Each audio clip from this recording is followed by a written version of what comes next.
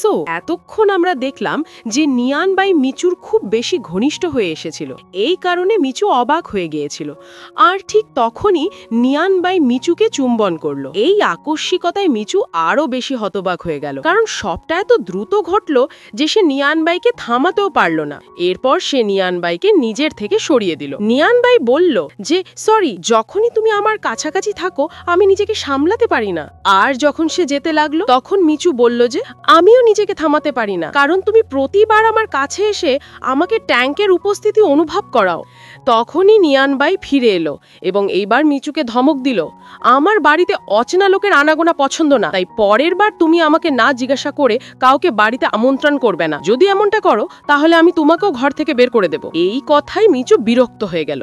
তাই সে তখনই নিয়ানবাইকে ভাড়ার অর্ধেকটা ট্রান্সফার করলো এবং বলতে লাগলো যে এখন থেকে এই ঘর আধা আমারও, তাই তুমি আমার ওপর হুকুম চালাতে পারো না। নিয়ানবাই আর মিচু একে অপরের সাথে তর্ক লড়াই করতে লাগলো। তখনই মিচুর নজর সেই মূর্তির ওপর পড়লো যেটি মিস্টার লুই তার অ্যাকাউন্টে পোস্ট করে রেখেছিলেন।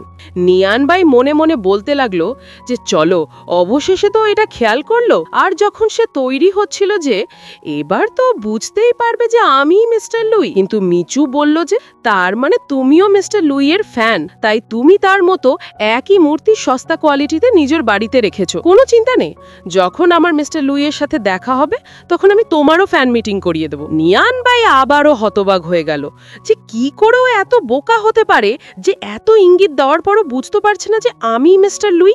তাই মুখ বেঁকিয়ে নিয়ানবাই ওখান থেকে চলে গেল, অর্থাৎ মিচুর পুরো কথাটাও সে শুনল। পরের দৃশ্যে আমরা দেখি হ্যারি মিচুর অফিসে এসে তার সাথে দেখা করলো এবং জিজ্ঞেস করলো যে তুমি কি মিস্টার লুইয়ের ব্যাপারে কিছু জানতে পারলে? মিচু জানালো যে না। তখন হ্যারি বলল যে চিন্তা করো না, আমি একটা খুব বড় পার্টি আয়োজন করতে চলেছি যেখানে ইন্ডাস্ট্রির সব বড় কোম্পানিগুলো আসবে। আমরা মিস্টার লুইকেও আমন্ত্রণ জানাবো, তখন তুমি মিস্টার লুইকে খুঁজে নিও। মিচু বলল যে কিন্তু জানি না মিস্টার লুই আসবেন কিনা, কারণ তিনি তার মুখ দেখাতে চান না। তখনই তার মাথায় একটা বুদ্ধি এলো যে কেন না আমরা পার্টিতে মাস্কও যোগ করে দিই, তাহলে মিস্টার লুই নিশ্চয়ই আসবেন।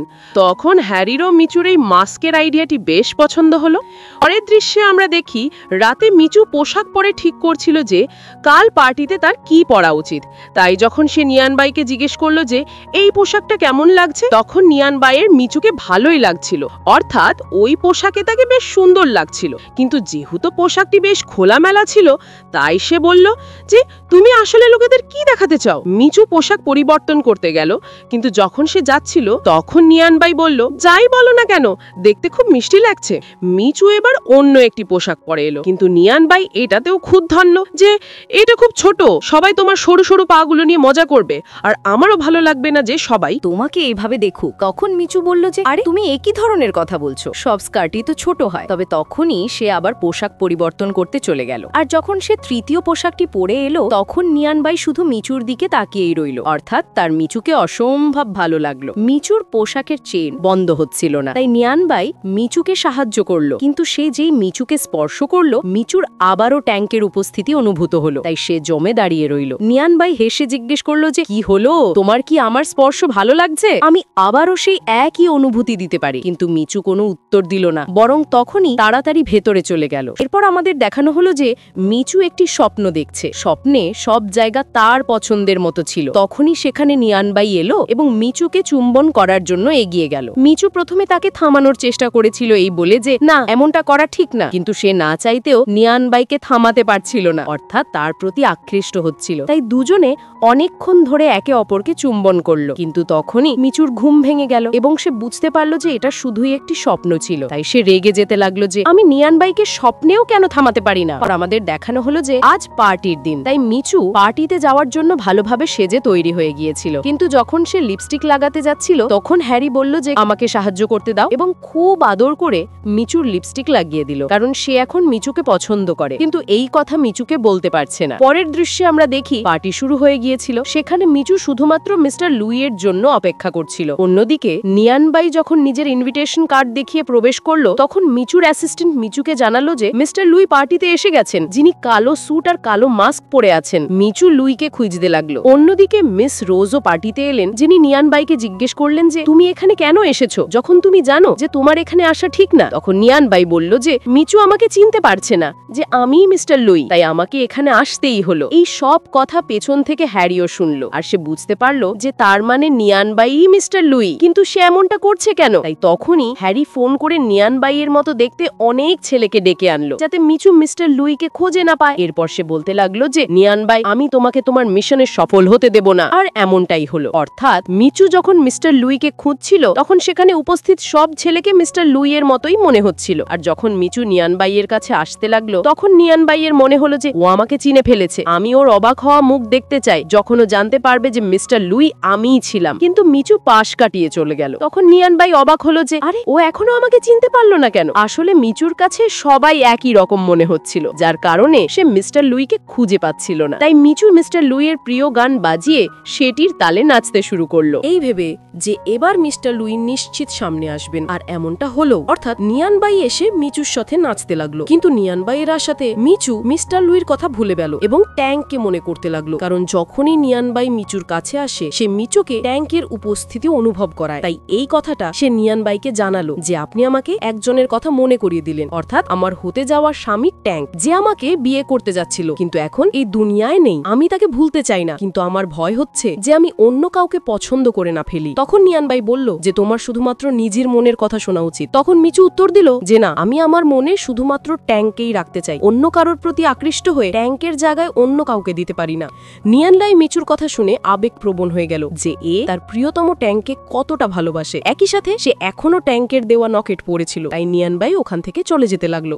হ্যারি তাড়াতাড়ি মিচুর কাছে এলো এবং তাকে জিজ্ঞেস করতে লাগলো যে তুমি ঠিক আছো তো? মিচু বলল যে এই মাত্র আমার এমন লাগলো যে যেন আমি ট্যাঙ্কের সাথে দেখা করলাম। তখন হ্যারি ট্যাঙ্কের নাম শুনে মিচুর থেকেও বেশি বিচলিত হতে লাগলো, কারণ সে চায় না যে ট্যাঙ্ক বা ট্যাঙ্কের মতো কেউ মিচুর জীবনে ফিরে আসুক। পরের দৃশ্যে আমরা দেখি মিচু কোনো এক বিখ্যাত ইনফ্লুয়েন্সারের ছবি দেখছিল যে হ্যান্ডসাম ছিল। নিয়ান বাই যখন দেখলো যে এ কি করে অন্য কোনো ছেলেকে দেখছে, তাই সে বলল যে তুমি এই স্ক্রিনের ভেতরে ঢুকে যাও, মানে এত মনোযোগ দিয়ে এই ছেলেটিকে কেন দেখছো? মিচু জানালো যে এই কারণে যে আমি কোলাবোরেশনের জন্য নতুন ইনফ্লুয়েন্সার খুঁজছি। তখন নিয়ান বাই জিজ্ঞেস করলো যে আর মিস্টার লুইর কি হলো, মানে এখন কি তুমি তাকে খুঁজছো না? মিচু বলল যে না, যখন তাকে পাওয়াই যাচ্ছে না তখন আমি তাকে কোথা থেকে খুঁজে বের করব। নিয়ান বাই ছবিটির ছেলেটির শরীরের নিন্দা করতে শুরু করে দিল। তখন মিচু জিজ্ঞেস করলো যে তুমি কি ঈর্ষান্বিত হচ্ছ? নিয়ান বাই হাসতে লাগলো যে ঈর্ষান্বিত? আর তাও এই ছেলেটার থেকে? মানে আমার কারোর সাথে কোনো তুলনা নেই, আমি সুপার হ্যান্ডসাম। মিচু বলল হ্যাঁ, শুধু স্বপ্ন দেখো না, মানে শুকনো মুরগির মতো দেখতে তোমাকে। নিয়ান বাই বলল দেখো, আমাকে নিয়ে মজা করো না, আর যখন একজন হট মানুষ তোমার সামনে আছে তখন তোমার অন্য কাউকে খোঁজার কি দরকার? মিচু এদিক ওদিক দেখতে লাগলো যে কে হট, আমাকে তো কেউ দেখতে আসছে না। তখন নিয়ান বাই বলল আমি, মানে আমার কথা ভাবো তো। তখন মিচু জোরে জোরে হাসতে শুরু করে দিল যে স্বপ্ন দেখা ছেড়ে দাও। এরপর সে বোঝাতে লাগলো যে দেখো, এটা কোনো মজা না, আমি আমার অনেক টাকাই বিজনেসে লাগিয়েছি, তাই আমি কোনো বিখ্যাত লোককে খুঁজছি যে আমাদের জুয়েলারি ব্র্যান্ডকে ভালোভাবে প্রচার করতে পারে, অর্থাৎ আমাদের সেলস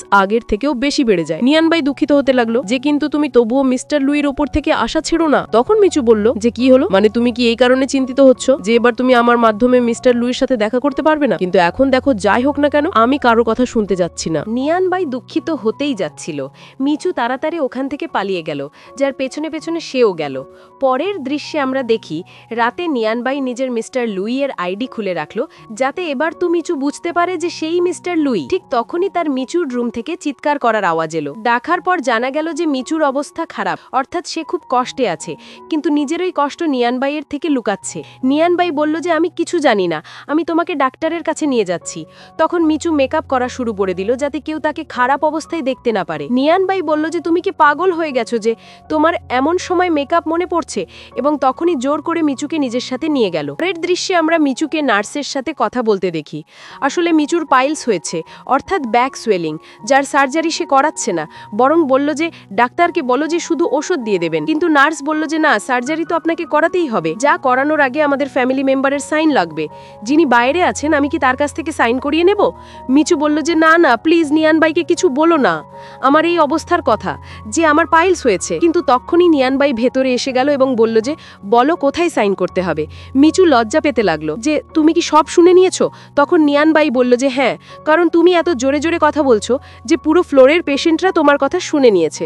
তখন মিচু আরো বেশি বিব্রত অনুভব করতে লাগলো, কারণ তার একেবারেই ভালো লাগছিল না যে নিয়ান বাই তার পাইলস সমস্যার কথা জেনে গেছে। পরের দৃশ্যে আমরা দেখি মিচুর সার্জারি হয়ে গেছে, যার কথা মিচু নিজের স্টেপ মাদার অর্থাৎ মিস রোজকে জানালো। কিন্তু যেই নিয়ানবাই এলো সে আবার নিজের মুখ লুকাতে লাগলো এবং জিজ্ঞেস করলো যে তুমি এখানে কি করছো, মানে কেন ফিরে এসেছো।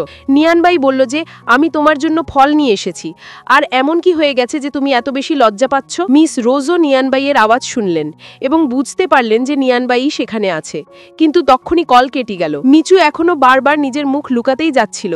অন্যদিকে নিয়ানবাই মিচুকে বিরক্তই করে যাচ্ছিল। তখন মিচু বলল যে আমার কোনো লজ্জা হচ্ছে না, আমি শুধু কিছুক্ষণ একা থাকতে চাই। আর যখন সে নিয়ানবাইয়ের কলার ধরছিল তখন দুজনে একে অপরের খুব বেশি ঘনিষ্ঠ হয়ে গেল। কিন্তু যখন নার্স এখানে এলেন এবং দুজনকেই বললেন যে আমি মানছি আপনারা কাপল, কিন্তু ক্ষত এখনো টাটকা আছে, তাই আপনাদের বেশি ওঠা বসা করা উচিত না।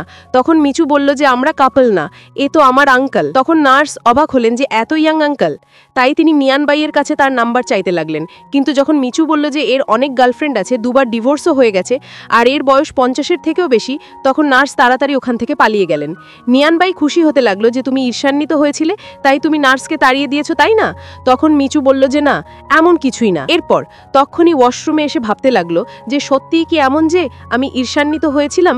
যদি হ্যাঁ, তবে এটা ভুল, কারণ নিয়ানবাই আঙ্কেল যদিও ট্যাঙ্কের মতো দেখতে, কিন্তু ট্যাঙ্ক না, তাই আমার তার থেকে দূরে থাকা উচিত। আর যখন সে ফিরে এলো তখন নিয়ানবাই বলতে লাগলো যে তোমার ক্ষত এখনো টাটকা, তাই তুমি বেশিক্ষণ বসো না। এই কথা শুনে মিচু তার মুখ বন্ধ করে দিল এবং সতর্ক করে বলল যে যদি আপনি কাউকে আমার এই সার্জারির ব্যাপারে বলেন তবে ভালো হবে না। ঠিক তখনই হ্যারিও এখানে এসে গেল, যে দুজনকে এত ঘনিষ্ঠ দেখে অবাক ছিল। তাই যখন সে জিজ্ঞেস করলো যে তোমরা দুজনে কি করছো, তখন হ্যারির আওয়াজ শুনে মিচু এমনটা করতে লাগলো যে যেন সে নিয়ানবাইয়ের দাঁত দেখছিল। তাই নিয়ানবাইয়ের মুখটাকে খুব খারাপভাবে মোচড়ও দিল। এরপর বলল যে কিছুই তো না, আঙ্কেলের দাঁতে কিছু আটকে গিয়েছিল, তাই আমি সেটাই চেক করছিলাম। হ্যারি জিজ্ঞেস করতে লাগলো যে যাই হোক তোমার কি হয়েছে। তখন সে মিথ্যা বলতে লাগলো যে কিছুই তো হয়নি, আমার শুধু মাথা ঘুরে গিয়েছিল, আর দেখো আমি এখন একদম ঠিক আছি। কিন্তু যখন সে নিজের পাইলস ফ্লো দেখলো তখন সে নিয়ানবাইয়ের থেকে সেটা লুকানোর জন্য বলতে লাগলো এবং চোখ দিয়ে ইশারা করে কথা বলছিল। নিয়ানবাই তাড়াতাড়ি বালিশ দিয়ে লুকিয়ে দিল। তখন হ্যারির ভালো লাগলো না, যে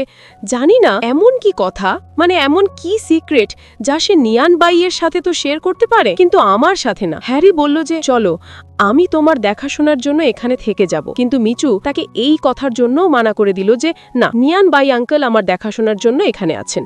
তখন হ্যারির আরো বেশি খারাপ লাগলো। পর দেখানো হলো যে যখন এই তিনজন লিফটে ছিল তখন মিচুর পেটে গ্যাসের ব্যথা শুরু হলো। তাই সে চিন্তিত হতে লাগলো যে এখনো তো লিফট নিচেও যায়নি, উপরন্ত বন্ধ আছে। হ্যারি জিজ্ঞেস করলো যে কি হলো, মানে তুমি চিন্তিত কেন দেখাচ্ছ, সব ঠিক তো আছে? তখন মিচু বলল যে প্লিজ আমার উপর থেকে নিজের হাতটা সরিয়ে নাও। নিয়ানবাই বলল যে তুমি কি শুনলে না যে মিচুর তোমার হাত রাখা পছন্দ হচ্ছে না? আর যখন সে হ্যারির হাত সরিয়ে মিচুকে নিজের কাছে টেনে নিল তখনই একটা অদ্ভুত আওয়াজ এলো। মিচু খুব বেশি অস্বস্তিকর অনুভব করতে লাগলো।